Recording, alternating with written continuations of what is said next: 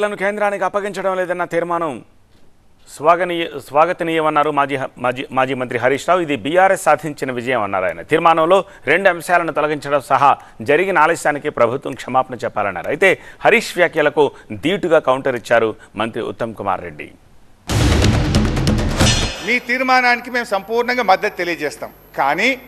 కానీ మీరు దీనికంటే ముందు జరిగిన 2 మీటింగుల్లో బోర్డుకు అప్పచెప్తామని తొందరపాటున ఒప్పుకున్నాము, తప్పైంది అని క్షమాపణ కోరి అడగండి. Yes, we will support. మీరు క్షమాపణ చెప్తే అది మీ హుందాతనము, మీ గౌరవం. 2 మీటింగ్స్లో వీళ్ళు ఒప్పుకున్నారు. వీడియో ఫుటేజ్ చూపించిన and minutes of the meeting కూడా చూపించాం.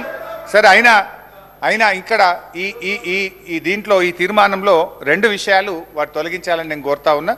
ఇవే డిమాండ్లను తిరిగి ఈరోజు మీరు అసెంబ్లీలో పెట్టారు. గతంలో మేము పెట్టిన డిమాండ్లని తిరిగి మీరు అసెంబ్లీలో పెట్టారు.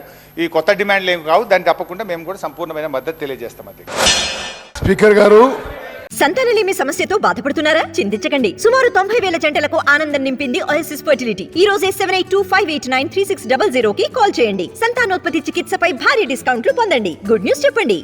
హరీష్ రావు గారు, కేసీఆర్ గారు తెలంగాణ రాష్ట్రం ఇరిగేషన్ డిపార్ట్మెంట్లో లక్షల కోట్లు కాంట్రాక్టర్లు అప్పచెప్పి తెలంగాణలో నీటి కేటాయింపులో అన్యాయం చేసి వారు మాట్లాడడం ఇది చాలా దుర్మార్గంగా ఉంది.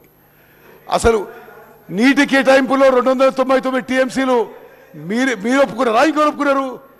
కాళేశ్వరంలో 1,00,000 కోట్లు కట్టిన తర్వాత ప్రాజెక్ట్ కూలిపోయింది మీ హయాంలో, ఇంకో హయాంలో.